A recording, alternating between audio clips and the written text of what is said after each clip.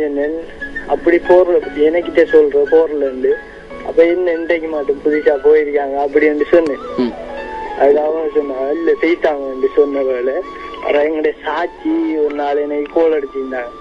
கோல் எடுக்க நாங்க இப்படி அவங்க உங்களோட வீட்டை வந்தேன் அது சாட்சி இல்ல எங்களோட வீட்டை வரல. சரி, இப்படி அவங்க பொய் சொல்றதுக்கு என்ன காரணம்? பொய் சொல்றதுக்கு என்ன காரணம்டா, ஒரு 15 நாளைக்கு முந்தைய எங்கட உமாவுக்கும் எங்கட வீட்டாக்களும் அவரோட வீட்டாக்களும் பிரச்சனை ஒன்று வந்து பிரச்சனை வந்ததால வாக்குவாதப்பட்டு அவரோட அம்மாக்கள் சொன்னாங்க இனி நாங்க இந்த வளவுக்கையும் வர மாட்டோம் அப்படின்னு சொல்லிட்டு போயிட்டாங்க. போனோட நாங்க பிரச்சனைக்கு பிறகு நான் அங்க கோல் எடுக்க நான் உயிர் விரும்பினவரான்னு கோல் தூக்கினான். கோலை தூக்கி சொன்னாங்க எங்களோட வாப்பாவோட அம்மாவுக்கு சரியா ஏசினதால அவ கோலை தூக்கி அப்ப நாங்க எங்க அம்மான்னு கேட்டேன் பிரச்சனை பாட்டுக்கு போனானே. அப்ப அம்மா எங்கண்டு கைமா அதுக்கு அவ சொன்ன அம்மா குளர்றான் உங்களோட வாப்பா இப்படி ஏசினா அதால குளர்றான்னு சொன்னாங்க. சரி, இப்படி இரு வீட்டாருக்கும் இடையில ஏற்பட்ட ஒரு சின்ன சண்டையாலதான் இப்படி நீங்க 2 பேரும் இப்ப பேசாம இருக்கீங்க. சால்வா நான் இப்ப கோல் எடுத்தா அவட போனுக்கு கோல் எடுத்தா அவதான் தூக்கி ஹல்லோண்டு போட்டு பக்கன அவங்களோட ஃப்ரெண்ட்ஸ் யாருக்கிட்டேயோ கோலை கொடுத்து நீங்க கதைங்க சேவண்டா அப்படின்னு சொல்றான் அன்னைக்கு. நான் அப்ப நேற்று முந்தின அங்க கோல் எடுத்து அவங்களோட சிஸ்டர் தூக்கினா கோலை. அப்ப தூக்கி நான் அவகிட்ட கொஞ்சம் கதைக்கணும் கட்டாயம் தயவு செய்து கொடுங்க சொன்னதுக்கு அதுக்கு அவ சொன்னா அவங்களோட கதைக்கு விருப்பம் இல்லையா இனி கோலை கதைக்க மாட்டாவாம் தேவைப்பாட்டா எங்களை தான் கதைக்க சொல்லி அப்படின்னு சொன்னேன்.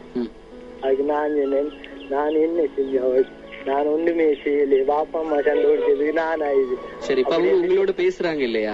இல்ல என்னோட கதைக்கிறது இப்படியா உங்களோட அப்பா அம்மா அதே நேரம் அவங்களோட அப்பா அம்மா சண்டை பிடிச்சனால இவங்களும் இப்ப உங்களோட கோபமா இருக்காங்க. ஆனா இது சண்டை குடிச்சதுக்கு பிறகு என்னோட கதைக்கு இருந்தாளா அப்ப நான் கோவம் எடுத்துக்கிறேன் வாப்பா அம்மா சண்டை பிடிச்சா அவ சொன்னா உங்களோட வாப்பா அம்மா சண்டை பிடிச்சதுக்கு நீங்க என்ன செய்வீங்க அப்படி ஏற்கனவே சொன்னவங்க ஆனா இப்ப கதைக்காம இருக்காங்க உங்களோட.